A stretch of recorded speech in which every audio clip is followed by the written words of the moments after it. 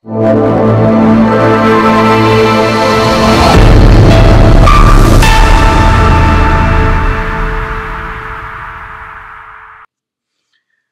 Corporate study circle for competitive ಎಕ್ಸಾಮ್ಸ್ಗೆ ಸ್ವಾಗತ ಹೇಳ್ತಾ ಇವತ್ತು ನಾವು ಫೆಬ್ರವರಿ 8ರ ಹಿಂದೂ ನ್ಯೂಸ್ ಪೇಪರ್ನ ಅನಾಲಿಸಿಸ್ ಮಾಡ್ತಾ ಹೋಗೋಣ.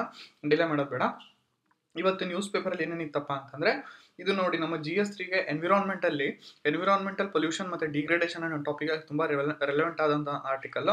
ಇದೇನಂದರೆ, ಆರ್ಟಿಕಲ್ ಆಥರ್ ಏನು ಹೇಳ್ತಾರೆ ಅಂದರೆ, ಈಕ್ವಿಟಿ ಕನ್ಸರ್ನ್ಸ್ ಇನ್ ಬ್ಯಾನಿಂಗ್ ಫಾಸಿಲ್ ಫ್ಯೂಯಲ್ ಎಕ್ಸ್ಟ್ರಾಕ್ಷನ್ ಅನ್ನೋದ್ರ ಬಗ್ಗೆ ಮಾತಾಡಿದ್ದಾರೆ.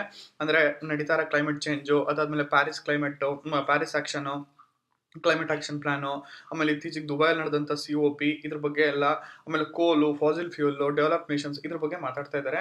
ಈ ಆರ್ಟಿಕಲಲ್ಲಿ ಒಟ್ಟಾರೆ ಆಥರ್ ಏನು ಹೇಳ್ತಾ ಇದ್ದಾರೆ ಅಂದರೆ, global momentum towards facing out fossil fuels, citing proposed ಕೋಲ್ ಎಲಿಮಿನೇಷನ್ ಟ್ರೀಟಿ, ಇಂಟರ್ನ್ಯಾಷನಲ್ ಚಾಲೆಂಜಸ್ ಮತ್ತು ಇಂಡಿಯಾ ಸಿಚುವೇಶನ್ ಬಗ್ಗೆ ಮಾತಾಡ್ತಾ ಇದ್ದಾರೆ ಅವರು. ಇದ್ರ ಬಗ್ಗೆ ನಾವು ನೋಡ್ತಾ ಹೋದ್ರೆ ಏನು ಹೇಳ್ತಾರೆ ಅವರು, need for equitable transitions, aligning with climate agreements and India strategic coalition building ಬಗ್ಗೆ ಏನು ಹೇಳಿದ್ದಾರೆ ಅಂದರೆ, inadequate response to climate change. First of all ಏನಂದರೆ, ಗೌರ್ಮೆಂಟ್ಸ್ ಮತ್ತು ಕಾರ್ಪೊರೇಷನ್ಸ್ಗೆ ಕ್ರಿಟಿಸಿಸಮ್ ಮಾಡ್ತಾ ಇದ್ದಾರೆ. ಅಂದರೆ ಗೌರ್ಮೆಂಟ್ಸು ಏನು ಪ್ಯಾರಿಸ್ ಇದರಲ್ಲಿ ಸಮಿಟಲ್ಲಿ ಏನು ಇದನ್ನು ಮಾಡಿದ್ರಲ್ಲ, ಅದ್ರ ಬಗ್ಗೆ ಯಾವುದೇ ಥರದಾದ ಒಂದು ಸ್ಟೆಪ್ಸ್ನ ತಗೋತಾ ಇಲ್ಲ ಅನ್ನೋದ್ರ ಬಗ್ಗೆ. ಹಾಗಾಗಿ ಗೌರ್ಮೆಂಟ್ಸು ಕ್ರಿಟಿಸಿಸಮಿಗೆ ಬಂದಿದೆ ಅಂತ ಹೇಳ್ತಾ ಇದ್ದಾರೆ. ಅದಾದಮೇಲೆ ರೈಸಿಂಗ್ ಕ್ಲೈಮೇಟ್ ಚೇಂಜ್ ಏನೆಲ್ಲ ಮಾಡಿದ್ರು ಕೂಡ ಕ್ಲೈಮೇಟ್ ಚೇಂಜ್ ಇದ್ದಂಗೆ ಇದೆ, ಅದೇನು ಕಮ್ಮಿ ಆಗ್ತಾ ಇಲ್ಲ. ಅದ್ರ ಬಗ್ಗೆನೂ ಗ್ಲೋಬಲ್ ಡಿಸ್ಸ್ಯಾಟಿಸ್ಫ್ಯಾಕ್ಷನ್ ಇದೆ ಅಂತಂದ್ಬಿಟ್ಟು ಆಥರ್ ಹೇಳ್ತಾ ಇದ್ದಾರೆ. ಅದಾದಮೇಲೆ ಎಲ್ಲರೂ ಕೂಡ ಏನು ಹೇಳ್ತಾ ಇದ್ದಾರೆ ಅಂದರೆ, phasing out fossil fuel subsidies ಬಗ್ಗೆ, ಅಂದರೆ ಫಾಸಿಲ್ ಫ್ಯೂಯಲ್ಸಿಗೆ ಏನು ಸಬ್ಸಿಡೀಸ್ ಅಂತ ಕೊಡ್ತಾರಲ್ಲ, ಅದ್ರ ಬಗ್ಗೆ ಅದನ್ನು ಫೇಸ್ ಮಾಡಬೇಕು ಅನ್ನೋದ್ರ ಬಗ್ಗೆ ಎಲ್ಲರೂ ಕೂಡ ಫೇವರ್ ಮಾಡ್ತಾ ಇದ್ದಾರೆ. ಆಮೇಲೆ ಇತ್ತೀಚೆಗೆ ಆಲ್ರೆಡಿ ಫಾಸಿಲ್ ಫ್ಯೂಯಲ್ ನಾನ್ ಪ್ರೊಲಿಫರೇಷನ್ ಟ್ರೀಟಿ ಥರದ್ದು ಒಂದು ಟ್ರೀಟಿ ತರಬೇಕು ಅನ್ನೋ ಒಂದು ಇದನ್ನು ಕೂಡ ಮಾತುಕತೆ ನಡೀತಾ ಇದೆ ಅಂತ ಅಂದ್ಬಿಟ್ಟು ಹೇಳ್ತಾ ಇದ್ದಾರೆ. ಈ ಒಂದು ಏನು ಟ್ರೀಟಿ ಇದೆಯಲ್ಲ, ಫಾಸಿಲ್ ಫ್ಯೂಯಲ್ ನಾನ್ ಪ್ರೊಲಿಫರೇಷನ್ ಟ್ರೀಟಿ, ಇದು ಕೋಲ್ ಎಲಿಮಿನೇಷನ್ ಟ್ರೀಟಿ ಪ್ರಪೋಸಲ್. ಇದು ಯಾವ ನಿಟ್ಟಿನಲ್ಲಿ ಬಂದಿದೆ ಅಂತಂದರೆ, ಇತ್ತೀಚೆಗೆ ಒಂದು ರಿಪೋರ್ಟ್ ಬಂದಿತ್ತು. ಏನು ರಿಪೋರ್ಟ್ ಬಂದಿತ್ತು ಅಂದರೆ, ಪ್ರೊಡಕ್ಷನ್ ಗ್ಯಾಪ್ ರಿಪೋರ್ಟ್. ಇದೇನಂದರೆ, ಫಾಸಿಲ್ ಫ್ಯೂಯಲ್ ಪ್ರೊಡಕ್ಷನ್ನು ಮತ್ತು ಪ್ಯಾರಿಸ್ ಅಗ್ರಿಮೆಂಟ್ ಗೋಲ್ಸ್ ಬಗ್ಗೆ ಅವೆರಡರ ಮಧ್ಯೆ ಇರುವ ಒಂದು ಗ್ಯಾಪನ್ನು ಇದನ್ನು ಮಾಡೋಂಥ ಒಂದು ರಿಪೋರ್ಟ್ ಇದು, ಪ್ರೊಡಕ್ಷನ್ ಗ್ಯಾಪ್ ರಿಪೋರ್ಟ್ 2023 ಇದ್ರ ನಿಟ್ಟಲ್ಲೇ ಫಾಸಿಲ್ ಫ್ಯೂಯಲ್ ನಾನ್ ಪ್ರೊಲಿಫರೇಷನ್ ಟ್ರೀಟಿನ ಮಾಡಬೇಕು ಅನ್ನೋ ಒಂದು ಇದು ಬಂದಿದೆ. ಹಾಗಾಗಿ ಆಥರ್ ಏನು ಹೇಳ್ತಾರೆ ಅಂದರೆ, ಈ ಥರದ್ದು ಏನಾದರೂ ನೀವು ಮಾಡಿದ್ರೆ there should be equitable phasing out of, ಅಂದರೆ ಫೇಸಿಂಗ್ ಔಟ್ ಕೋಲ್ ಏನು ಮಾಡಬೇಕು ಅಥವಾ ಫಾಸಿಲ್ ಫ್ಯೂಯಲ್ಸ್ ಏನು ಮಾಡಬೇಕು, ಅದು ಈಕ್ವಿಟಬಲ್ ಇರಬೇಕು. ಅದು ಯಾವ ಥರ ಅಂತಂದರೆ ನೋಡಿ, CBDR ಅಂದರೆ ಕಾಮನ್ ಬಟ್ ಡಿಫ್ರೆನ್ಷಿಯೇಟೆಡ್ ರೆಸ್ಪಾನ್ಸಿಬಿಲಿಟೀಸ್ ಅಂತ ಅಂದ್ಬಿಟ್ಟು ಒಂದು ಕ್ರೈಟೀರಿಯಾ ಮಾಡ್ತಾರೆ. ಅದು ಚಾಲೆಂಜಲ್ಲಿ ಬಂದಿದೆ. ಏನಂದರೆ, ಕಾಮನ್ ಬಟ್ ಡಿಫ್ರೆನ್ಷಿಯೇಟೆಡ್ ರೆಸ್ಪಾನ್ಸಿಬಿಲಿಟೀಸ್ ಏನಂದರೆ, ಈಗ ಕ್ಲೈಮೇಟ್ ಚೇಂಜ್ ಆಗಿರೋದು ಪಾಸ್ಟಿಂದ ಆಗ್ತಾ ಬಂದಿದೆ. ಅಂದರೆ ಡೆವಲಪ್ ನೇಷನ್ಸ್ ಆಲ್ರೆಡಿ ಕ್ಲೈಮೇಟ್ನ ಎಕ್ಸ್ಪ್ಲಾಯ್ಟ್ ಮಾಡಿಬಿಟ್ಟು ಅವರ ಒಂದು ಇದಕ್ಕೋಸ್ಕರ ಕೆಲವೊಂದೊಂದು ಆಲ್ರೆಡಿ ಜಾಸ್ತಿ ಮಾಡಿದ್ದಾರೆ. So this is what common but differentiated responsibilities ಅಂದರೆ, ಡೆವಲಪ್ಡ್ ನೇಷನ್ಸು ಕೂಡ ಕೆಲವೊಂದೊಂದು ಮಿಟಿಗೇಷನ್ ಮತ್ತು ಅಡಾಪ್ಟೇಷನ್ಸ್ನ ಮಾಡ್ಕೋಬೇಕು. ಮತ್ತು ಡೆವಲಪಿಂಗ್ ನೇಷನ್ಸು ಈ ಕಡೆ ಕ್ಲೈಮೇಟ್ ಚೇಂಜು ಮತ್ತು ಎಕನಾಮಿಕ್ ಡೆವಲಪ್ಮೆಂಟ್ ಇವೆರಡನ್ನೂ ಇದನ್ನು ಬ್ಯಾಲೆನ್ಸ್ಡಾಗಿ ಮಾಡ್ಕೊಂಡು ಹೋಗಬೇಕು. ಇದಕ್ಕೆ ಕಾಮನ್ ಬಟ್ ಡಿಫ್ರೆನ್ಷಿಯೇಟೆಡ್ ರೆಸ್ಪಾನ್ಸಿಬಿಲಿಟೀಸ್ ಅಂತ ಹೇಳ್ತಾರೆ, ಆಯಿತಾ.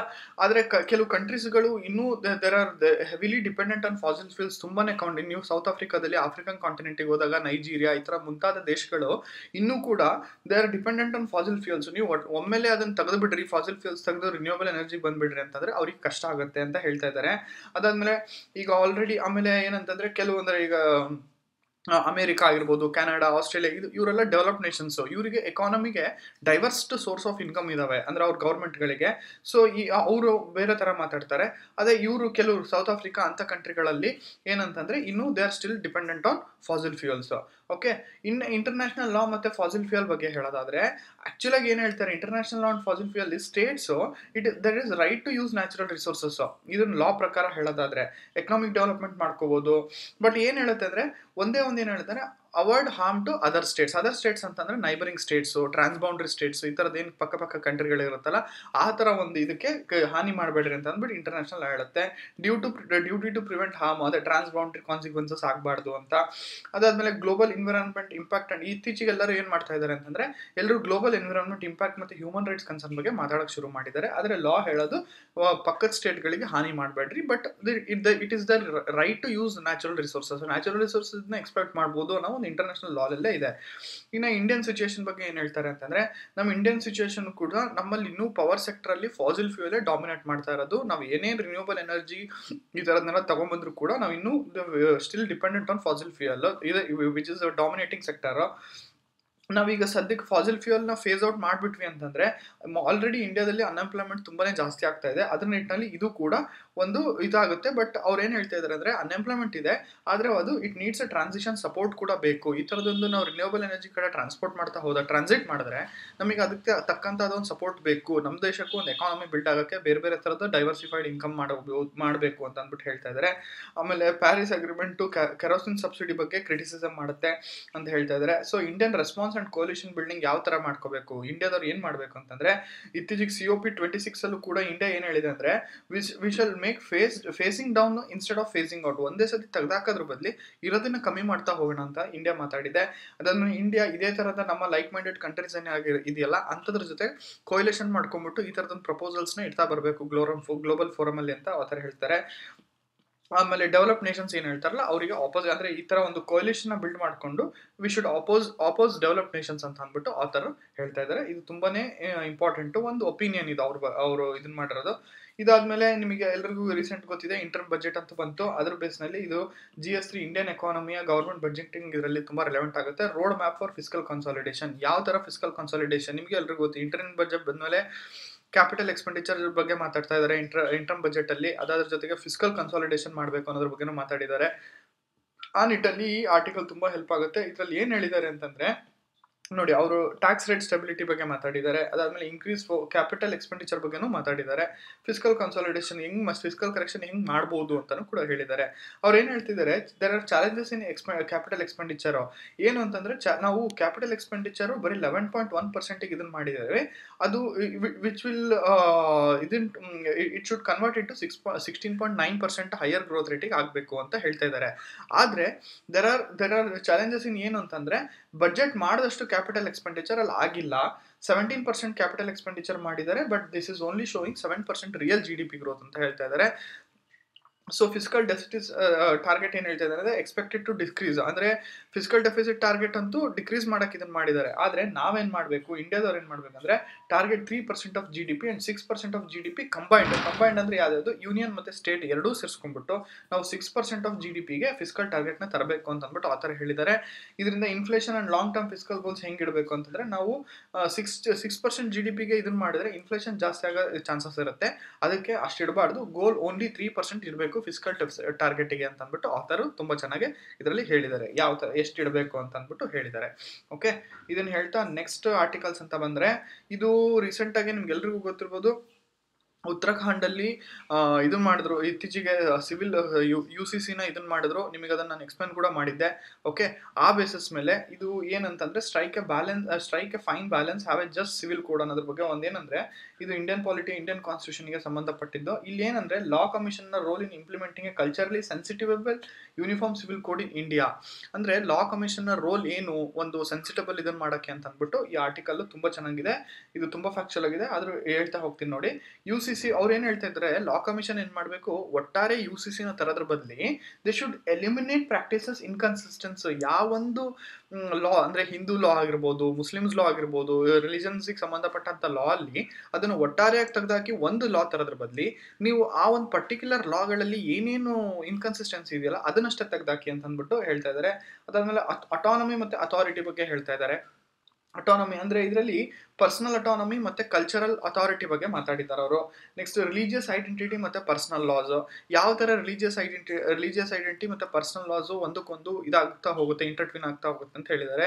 ಆಮೇಲೆ ಅವರು ನೀವು ಏನೇ ಮಾಡಿ ಈ ತರದೊಂದು ಯೂನಿಫಾರ್ಮ್ ಕೋಡ್ ನ ತಂದಾಗ it should have a constitutional perspect. That is like ನಮ್ಮ ಇಂಡಿಯಾ ಫಸ್ಟ್ ಆಫ್ ಆಲ್ ಮಲ್ಟಿಕಲ್ಚರಲಿಸಮ್ಗೆ ಹೆಸರಾದಂತ ಒಂದು ದೇಶ, ಇದನ್ನ ಕಾಪಾಡಿ ಅಂತ ಹೇಳಿದ್ದಾರೆ ಅವರು.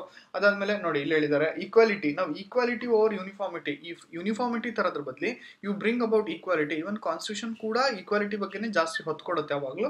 ಸೊ ಈಕ್ವಾಲಿಟಿ ಬಗ್ಗೆ ಮಾತಾಡಿ ಯೂನಿಫಾರ್ಮಿಟಿ ಅಂತ ಹೇಳಿದ್ದಾರೆ. ಸೆಕ್ಯುಲರಿಸಮ್ ಅಂಡ್ ಕಲ್ಚರಲ್ ಅಕಾಮಡೇಷನ್, ಈ ಒಂದು ನಮ್ಮ ಕಾನ್ಸ್ಟಿಟ್ಯೂಷನ್ ಏನು ನಾವು ಸೆಕ್ಯುಲರಿಸಮ್ಗೆ ಏನು ಒತ್ತು ಕೊಡ್ತೀವಲ್ಲ ಅದನ್ನ ಅಕಾಮಡೇಟ್ ಮಾಡಿ ಅಂತ ಅಂದ್ಬಿಟ್ಟು ಹೇಳಿದ್ದಾರೆ. ಆಮೇಲೆ ಪ್ರೊಟೆಕ್ಷನ್ ಆಫ್ ಕಲ್ಚರಲ್ ಟ್ರೆಡಿಷನ್ಸ್, ಆಮೇಲೆ ಯಾವುದೇ ತರ ಚಾಲೆಂಜ್ ಇದೆ ಅಂತ ಹೇಳಿದ್ದಾರೆ ಅವರು. ಆಮೇಲೆ ಈ ಮುಸ್ಲಿಂ ಪರ್ಸನಲ್ ಲಾದಲ್ಲಿ ಏನ್ ಹೇಳಿದ್ದಾರೆ ಅಂತಂದ್ರೆ ನೀವು ಈ ತರ ಕೆಲವೊಂದೊಂದು ಹಾರ್ಶ್ ಡಿಸಿಷನ್ಸ್ ಇದನ್ನ ಮಾಡೋದ್ರ ಬದಲಿ ಆ ಒಂದು ಪರ್ಟಿಕ್ಯುಲರ್ ಕಮ್ಯುನಿಟಿ ಲೀಡರ್ಸ್ ಬಂದ್ಬಿಟ್ಟು ಮಾತಾಡಲಿ, ನಮಗೆ ಈ ಥರದೊಂದು ಚೇಂಜ್ ಬೇಕು ಅಂತ ಅಂದ್ಬಿಟ್ಟು, ಅವರು ಇವತ್ತಿನ ಪ್ರೋಗ್ರೆಸಿವ್ ಸೊಸೈಟಿಗೆ ಯಾವ ಥರದೊಂದು ಲಾಸ್ ಬೇಕು ಅಂತ ಅಂದ್ಬಿಟ್ಟು ಅವ್ರು ಮಾತಾಡಲಿ. ಅವ್ರು ಮಾತಾಡಿದ ಮೇಲೆ ನೀವು ಅವ್ರು ಬಂದ ಮೇಲೆ ನೀವು ರಿಫಾರ್ಮ್ ಮಾಡಿ ಅಂತ ಅಂದ್ಬಿಟ್ಟು ಹೇಳ್ತಾ ಇದ್ದಾರೆ ಆಥರು.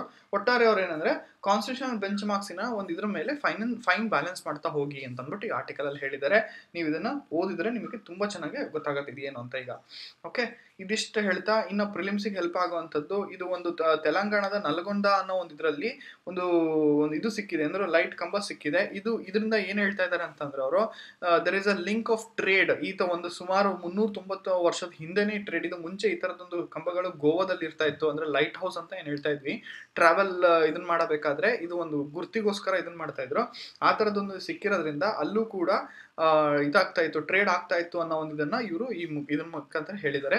ಇದು ತುಂಬಾನೇ ಒಂದು ಪ್ರಿಲಿಮ್ಸಿಗೆ ಹೆಲ್ಪ್ ಆಗ್ಬೋದು ಅಂತ ಒಂದು ಸಣ್ಣ ಆರ್ಟಿಕಲ್. ಇವತ್ತು ನನಗೆ ಕಂಡು ಬಂದಿದ್ದು ಪೇಪರಲ್ಲಿ ಇವತ್ತು ಇಷ್ಟೇ ಇಂಪಾರ್ಟೆಂಟ್ ಆರ್ಟಿಕಲ್ಸ್. ಇನ್ನು ಉಳ್ಕಿರೋದೆಲ್ಲ ಪೊಲಿಟಿಕಲ್ ಇಶ್ಯೂಸ್ ನಡೀತಿದೆ ನ್ಯೂಸಲ್ಲಿ. ಹಾಗಾಗಿ ಅಂತ ಜಾಸ್ತಿ ಏನು ನಮಗೆ ಎಕ್ಸಾಮ್ ಪಾಯಿಂಟ್ ಆಫ್ ವ್ಯೂ ಅಲ್ಲಿ ರಿಲೆವೆಂಟ್ ಆಗಿರೋಂಥ ಆರ್ಟಿಕಲ್ಸ್ ನನಗೆ ಕಂಡು ಬಂದಿಲ್ಲ. ಓಕೆ, ಇದಿಷ್ಟು ಹೇಳ್ತಾ ಇವತ್ತು ನಮ್ಮ ಪ್ರಾಕ್ಟೀಸಿಂಗ್ ಕ್ವಶನ್ಗೆ ಬರೋಣ. ಇನ್ ಪ್ರಾಕ್ಟೀಸಿಂಗ್ ಕ್ವಶನ್ ಏನಂತಂದ್ರೆ, in the context of global efforts to phase out fossil fuels, discuss the challenges and strategies for equitable transitions considering legal framework and developing economies. ಅಂದ್ರೆ ಪಳಿಯುಳಿಕೆ ಇಂಧನಗಳನ್ನು ಹಂತ ಹಂತವಾಗಿ ಹೊರಹಾಕುವ ಜಾಗತಿಕ ಪ್ರಯತ್ನಗಳ ಸಂದರ್ಭದಲ್ಲಿ ಕಾನೂನು ಚೌಕಟ್ಟುಗಳು ಮತ್ತು ಅಭಿವೃದ್ಧಿಶೀಲ ಆರ್ಥಿಕತೆಗಳನ್ನು ಪರಿಗಣಿಸಿ ಸಮಾನ ಪರಿವರ್ತನೆಗಳಾಗಿ ಸವಾಲುಗಳು ಮತ್ತು ಕಾರ್ಯತಂತ್ರಗಳನ್ನು ಚರ್ಚಿಸಿ. 250 ವರ್ಡ್ಸಿಗೆ ಬರೀಬೇಕು. ಅಂದ್ರೆ 15 ಮಾರ್ಕ್ಸಿಗೆ ನೀವೆಲ್ಲರೂ ಬರೆದು ಇದನ್ನ ಇವ್ಯಾಲ್ಯೂಯೇಷನ್ ಮಾಡಿಸ್ಕೊಳ್ರಿ. ಓಕೆ, ಇದನ್ನಿಷ್ಟು ಹೇಳ್ತಾ ಇವತ್ತಿನ ಸೆಷನ್ ನಾನು ಇಲ್ಲಿಗೆ ಎಂಡ್ ಮಾಡ್ತಾ ಇದ್ದೀನಿ. ಎಲ್ರಿಗೂ thank you. Jai Hind, take care, ಮತ್ತೆ ನಾಳೆ ಸಿಗೋಣ.